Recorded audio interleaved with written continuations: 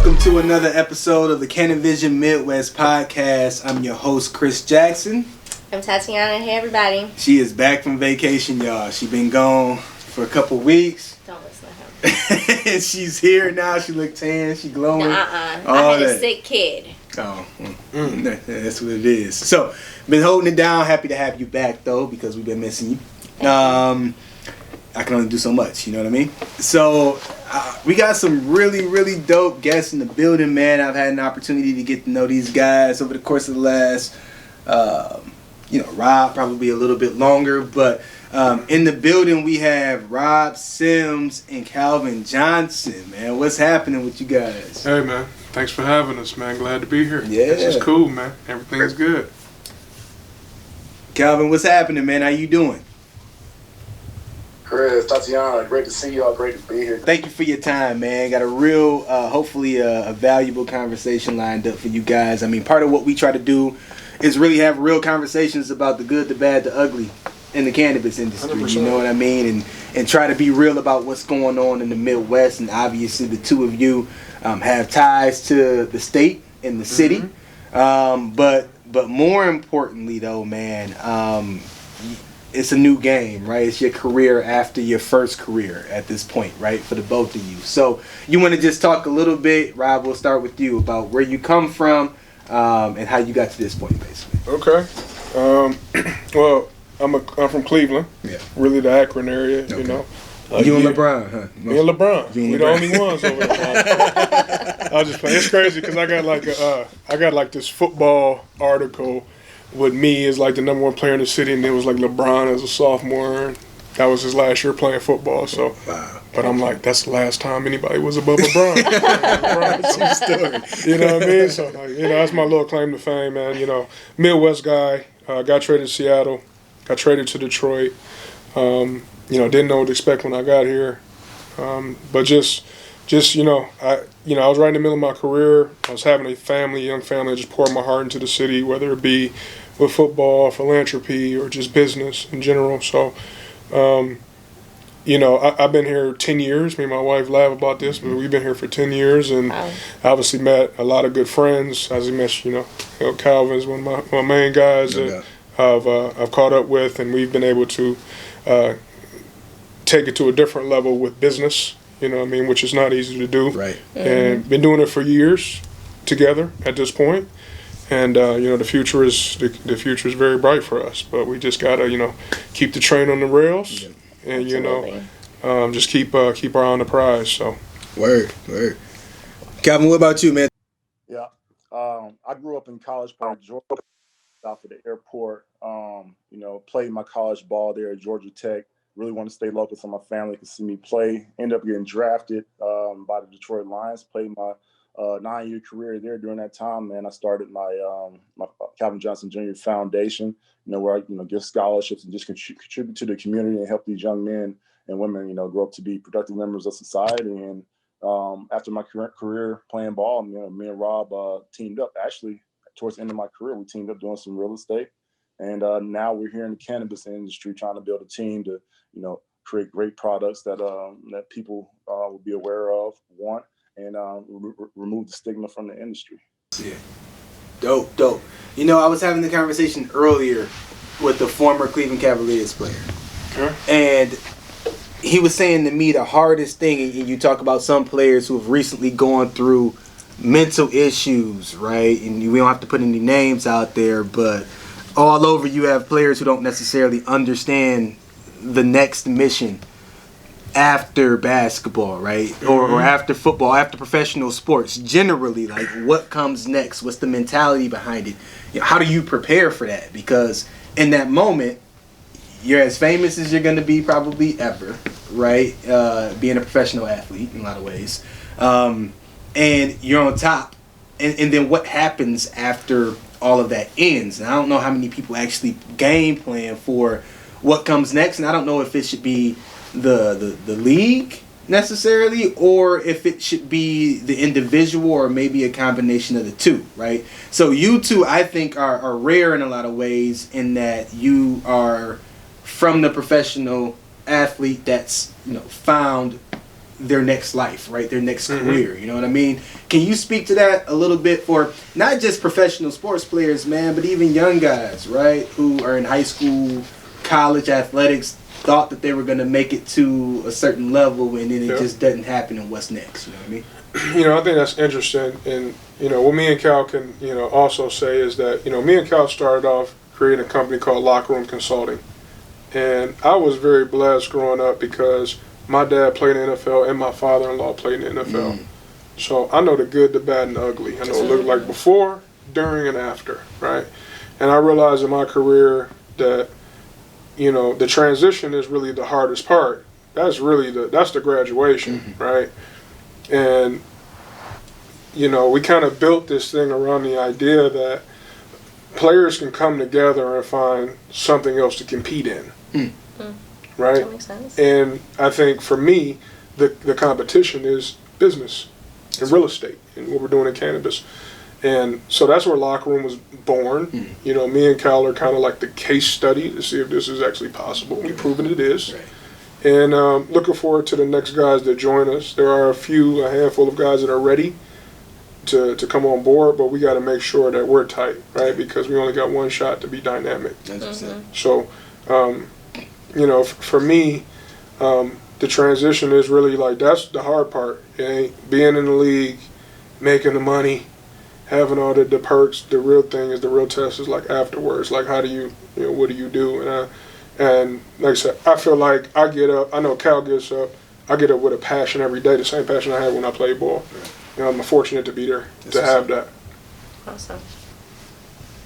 Yeah, I mean, guys kind of you get an idea when you're almost done playing. Most guys know, and sometimes guys don't. It's just a catastrophic injury. But what you do see more, I feel like, from when I entered the league to when I was my second half of my career, was guys taking interest in different things. Obviously, football is your main interest, but guys thinking about, okay, let me get some things squared away over here. Let me set up some real estate projects, maybe. Let me set up some things in whatever my field was in college, so that I could prepare better. Rob and myself, what we're doing, and you know, we want to be in position to go and like with the Locker Room Consulting, and give the the good, bad, and the ugly to the guys that are going to be in our shoes later. Like, every rookie has to go to the rookie symposium, and you kind of get these lessons on all the pitfalls and stuff. But we got straight up real experience of stuff that happens, great stories, real stories. So what we're doing, I feel like with Locker Room, and just having a plan. Trying to prior, it might not work out, but you got to put your feet to the ground and keep moving forward. Like what Rob always says, fail forward. If you don't fail at all, but you're getting back up. You're always trying to perfect that craft, even though we ain't ever perfect. Look, man, you're a real friend for giving him credit for his. Yeah, I needed that one. I appreciate that. See. Yeah, so let's talk professional sports and cannabis right quick. So, the NBA, I think, and if you ask Al Harrington, right, from Viola, like the NBA has always been, I guess, more liberal, right, in its approach to cannabis. Generally speaking, I would say the NFL, maybe even the MLB, right. The NFL usually has been way stricter than other leagues. But what the pandemic has done, and I'm not trying to make light of the pandemic for anybody who suffered negatively from it, but what it's done is provided an opportunity, I think, for another priority to supersede the professional sports focus on cannabis specifically, right? So what are you seeing in terms of, kind of the, I guess, what's the word, the not regulating to eventually accepting, right? Do you see that coming at all in the future? They're going to have to. It's too much. There'll be too much studies, some of the stuff that we're working on, that will show that this is a safe alternative for players. And they, it should be their right to choose something other than opioids to try to recover. Right. So the fact that we're not doing it right now is, to me, is almost like criminal. Like, what I'm saying? Like, there's a better option, a better alternative, safer. We should allow guys to at least test that. And I think they're getting better. The NFL, look, is a $10 billion business. As being a business owner, You know, I know that, you know, you cannot move very fast. Right. That's just what it is. You got to take your time. So they'll get there one day, you know, but for the guys that are in the fight right now, I mean, got to find your relief and do it the way you need to do it. Right. That's just what it is. Right. Calvin, would you put a percentage on the amount of players? Don't get nobody in trouble. I mentioned this before, but would you put a percentage on the amount of players, maybe in the NFL or in any league, right, professionally, that are consuming cannabis to some extent, whether it's topical, tinctures, smoking, right? What percentage would you give that though? I mean, in the NFL alone, I would say minimum, I'd say right around minimum 70%. You know, it's majority of the league. I would say probably if they don't currently have participated. Like you were 100% right with the NBA versus the NFL. You know, being liberal versus more conservative. Right. I remember back in the day, I had a client in my first meeting with his team, and he was in the program, and we just knew season after season. He was going to be in the program. It was going to be some fines. And it just, you know, it was what it was. So it is, it's at least, hopefully that they're at least a little more lenient in that regard. If it still is there, maybe they're not enforcing it the way in which they had in the past. That's right. I mean, collective bargaining agreement, they just passed. So they just got a lot more lenient with the NFL. It's more like a slap on the wrist versus you are getting suspended and fined. You know, you get like almost 2-3 slaps on the wrist now, where it used to be, boom, one time you're in the program, you know, obviously, and whatever, go however long and that lasts and goes. So not for the next team, there won't be another change in that probably through the NFL. But at that point, I fully expect, you know, that they'll probably come around and allow, if not all the way allow it, just, you know, be done with their policy there. Got it. So we've heard from you all, your NFL life, a little bit of the high school. Can you talk to us about your journey in cannabis? Was the industry opening? Did they look at you guys as just football players? What's the journey and experience been for you guys? Cal, you can take that first. I got to think about that one. Okay, get your words right. I got you. Get my words together. Yeah, it was unfortunate, you know, the way our journey began. You know, they saw.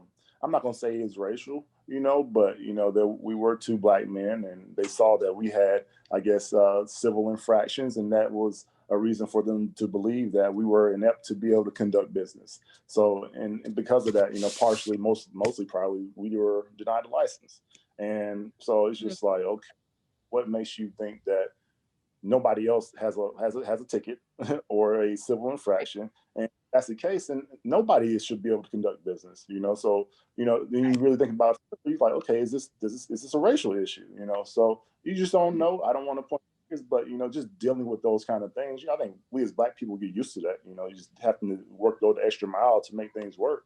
But, you know, that was and then it created setbacks for us. You know, we've had our share of setbacks, but you know, I'm understanding this more and more as being a business owner and managing people, right? Like to get there, you got to go through it. Oh yeah. You know what I'm saying? And you know, the more you got to go through it, the better reward will be in the end, right? Yes. So, you know, we've been through our fight. We deserve to have the struggle, just like everybody else. It shouldn't be given to us. But it's been a fight, you know what I mean? And the good thing is that we stayed in the fight. Like that's the thing. In the end of the day, when Kyle write the book, you know, and it's all good, and I get my little chapter. You know what I'm saying? It's gonna be like, look, you know, we stayed in the fight. We just didn't quit. We just kept overcoming and whatever it is. And then when I look back on what this has been, this journey, I realized like, oh, we've done this before. That's why it's so easy for us. Right. We did this in football. Playing for the Lions ain't easy. We get overcome. Overcome. You guys on that? What was it? Was it the 16 team? The 0-16 players. I wasn't on that one. You wasn't on that? That was the reason why they got me. Whatever that season was, yeah. I wasn't sure how much longer I wanted to play football after that. I feel you, my God. I can imagine. Yo, and y'all bring up a good point though, because if you haven't seen that movie One Night in Miami, you should. You know what I'm saying? For those of you who are listening, real talk. But it was one scene in the movie, right, when Jim Brown returned to his hometown. Oh yeah. And went to go see a guy, you know what I mean, that, you know, was giving them all kind of praise and accolades and let them on the patio and everything, and they having a conversation, and my man had to go inside to move a couch or something. Yeah. And Jim Brown was like, "Oh, let me come help you." And, you know, I won't say exactly what he said. Them in the house. You don't come in. You can't come in here. You know, we'll let them in the house. You can't come in here. Right. And it's you know, I'm not saying y'all ain't gotta say it, right? But it seems similar to me to Calvin's point, right? Other people had tickets and ended up getting licenses, right? Mm-hmm. Y'all more than tickets. Y'all praised us, celebrated us, as long as we were doing the thing that you wanted us to do. Now, when it's time for us to have an opportunity to have ownership in this space, you denying me on something like a ticket, right? Mm-hmm. And this is 2021 now, right? The movie would have taken place in 1960s ish, but at the end of the day, they basically just changed the words up on us.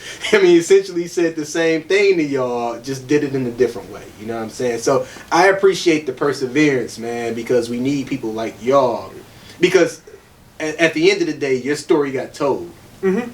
And it's a lot of us whose story isn't being told. You know what I mean? So, you know, whether it was intentional or not, you know, I appreciate the fact that y'all were just willing to let the story be about y'all and then overcame it, and then you're doing well, which leads me into asking you about Primitive, man, and what you guys have going on over there. It's fire. But what you have going on and what's the goals? It's a runaway train. Okay. I'll tell you right now. Okay. Semi truck ain't got no brakes. Who was that? I forget, but you know,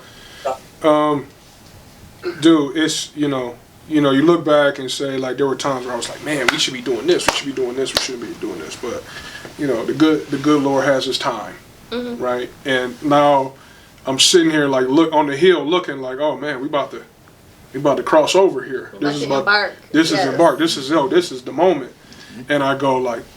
And the time is happening is just crazy, and you know we got a long way to go.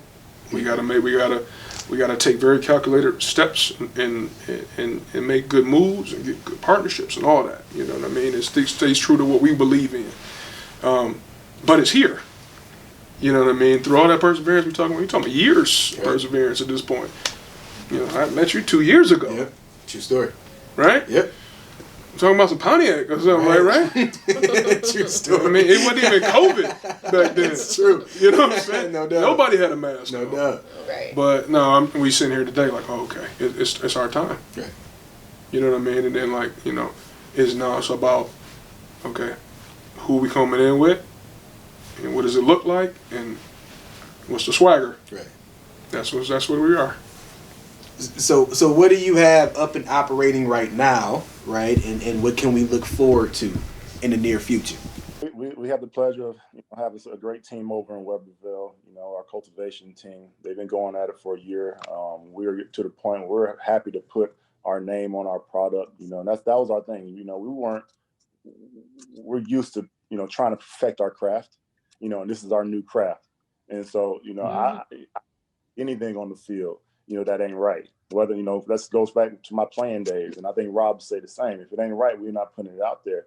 And we're to the point where we love our product.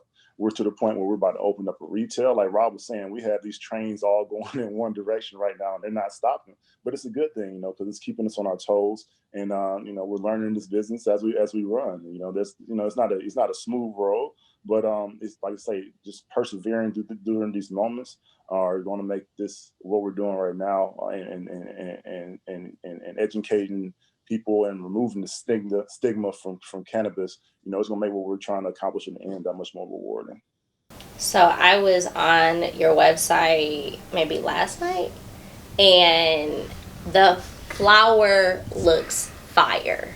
Like legitimately, like those images of the flower on the website, my team and I were talking about it, and I was like, have you guys, like, we were all in a group text, and yeah, the product photos look amazing. So really great job for you guys? We'll do you one better. I mean, we've had them in the sticky stores. You know what I'm saying? We've had them in our stores. You know what I mean? And Customer. And they sell. You hear me? And you know, y'all came and visited the spot, and our team had an opportunity to come and see your spot, and it's first class, and I don't expect anything less. You know what I mean? And you know, I have some insider ball information as to what's coming, and maybe it's not the time to put it out there yet, but just be excited, people, for what's coming down the pipeline for Primitive. You know what I mean? It's gonna be good. It's gonna be good, man. We in a good position. It's gonna be good. So can you tell us, like, your approach in business? You talked about you're embarking, you're in a pivotal point in the business right now. How do you look at this in comparison to, like, a Super Bowl or something you're about to partake in professional sports? It's all about your team. It really is, man. It's all about the people that you surround yourself with, the people that's your team. They got to believe in what you believe in. You know, they got to let you have. You know, I always tell you this, like, anytime we interviewing somebody, I'm like, look, me and Cal can only dream so big. Right. You know what I mean? The Apples and the Googles of the world, because it was a whole bunch of dreamers. Not just one guy. You know what I mean? There was some people that he brought around him that was like, no, you should do this. You know what I mean? So, you know, those are the people we're looking for to surround ourselves with. Like, we got to be so protective. And the reason why we're a little slower, because we got to be so protective of our brand. We have to be so protective of our process. But when we find the people that get it, you know, then those people can go to the moon, and we'll allow them to do that. You know what I mean? So to me, that's just really what it is. Like, us, the reason why we work so well together, because we know how to function as a team. Right. Got it. So that, I'm assuming, translates from Absolutely. sports. Absolutely. That's why if we can get an army of professional sports players to have a couple of dollars, we can make some noise. Real noise. For sure. Real noise. So. Piggyback off of what Rob was saying, you know, putting together that great team, as you were saying, to get to that Super Bowl, you know, we view ourselves kind of as the, you know, the owner, GM, head coach. You know, it's all we could do was put those players in place and hope that they and guide them and show them the way to hope that they can become, you know, entrepreneurs within our company, you know, to help take us to other places, because we're just going to grow together. And, you know, that's what we feel like we could bring to the table, is the knowledge to be able to put together a good team, because we've seen the good and the bad. Got it. So, a question we like to ask people, and I think you've probably thought about, right? And you've had the privilege, I think, of thinking about it on multiple occasions, right? And that's ultimately, what legacy do I want to leave for, you know, all of the people who followed me, you know, up to retiring from the NFL, right? And then now in a new game, right? The cannabis industry. It may be the same, it may be different, it may have evolved, right? But, you know, either one of you go first, but what legacy do you ultimately want to leave? You know, I would say the legacy I want to leave is just that, you know, we were fearless. Like, we didn't, you know, there were so many things stacked up against us, and why we shouldn't, and why we should quit, and why we should just, like, realize that we were just football players, and we'll go back to doing this. And I just want to be the guy that, like, look, no, I helped pay the way for a few guys, you know, and we brought more guys along with us, and we showed that, you know, you're already a business owner when you play football. You get that $1 million contract, you're a business. You know what I mean? You need to understand how to run that business, you know, and it ain't too different over here. And those people that you're meeting with, they're not smarter than you. They just speak a different language. Right. Just like if you told them to run this play, they wouldn't know what to do. That's real. They the same as you, really. And then it's just about really your heart and your desire, and, you know, quit. Just like you on the field. It's the same principles. Calvin, what about you, man? Hit me with the question again, but so I don't just get off topic. What am I about to say? You're good. You know, your legacy, right? The legacy that you had maybe before you retired, right? That you wanted to leave, and your legacy now, and how it's evolved since you started, you know, your second career, if you will. So, I mean, you know, I was kind of feel like I was on the journey to building that legacy as I was playing. You know, I started my foundation back in '08, you know, and so just trying to create avenues for the youth, you know, to grow, be strong, productive members of society, help out people, those that are abused and less fortunate, you know, just in between Atlanta and Detroit. So, and able to, you know, that was the start to it. You know, now with where we are in doing cannabis, yes, that won't ever stop, you know, giving scholarships and all that stuff. But where we are right now and what we're doing with cannabis, you know, we have a chance to be trailblazers in our field and create avenues, one for others, but also to possibly create products that can help humanity. So, you know, that's the big, you know, big thing that we see at the end of this thing. You know, we have the potential to do some cool things with our partnerships that we have in place. So I look forward to the day that, you know, we continue to, you know, venture down the path of research and evolving and innovating cannabis. And let's be clear, like, obviously to where y'all from, y'all have left an imprint, right, that should ring across, you know, decades, hopefully centuries, right? That's the goal, you know what I mean? And you know, shout out to people like another Cleveland Brown, great, you know what I'm saying, Jim Brown, you know what I'm saying? People like Bill Russell that endured what they endured to ultimately allow you to become what you became, right, as professional athletes. Absolutely. And but then translate it to your point, you have an opportunity to do that. We, right, have an opportunity to do that. You for black women, you know what I mean, young girls who ultimately aspire to doing things in the cannabis industry. Like, we have an opportunity to do the same thing, and we're doing the same thing. You know what I mean? It very rarely is there an industry in which we have an equal playing field, right, that hasn't already had hundreds of years of other people who have controlled it. You know what I'm saying? Like, I can't think of another industry in which that's happened, and we have a lot of work to do yet. But you know, at least we have platforms like this where we can speak out on it and say we're here to be a resource to help as many people who look like us as possible. You know what I mean? And so I appreciate y'all sharing that perspective, man. And it's important that we keep thinking along those lines. You know what I mean? For sure. So anyway, listen. Hopefully y'all felt like this is a valuable conversation, cool, man. I appreciate you. The foundation. Yeah, at the foundation. Shout out to the Detroit Foundation Hotel, man, for having us here. Yeah. It's a little chilly today. That's a little chilly. You guys make sure to say your IG handle so people can start following the account. I'm Rob Sim 67, but the primitive group is coming. It's very soon. Yep. Calvin, you got a personal IG? But at Megatron, we'll have more information coming about everything that's going on for sure. No doubt. Listen, special thank you to everyone who listened, who downloaded and sat with us for 45 minutes, man. Hopefully we continue to add value to you all, but like we said, the goal is to bridge the gaps between the streets and the boardroom, man. And thank you for joining us for another episode of CANiVISION Midwest, and we'll see you next week. Peace.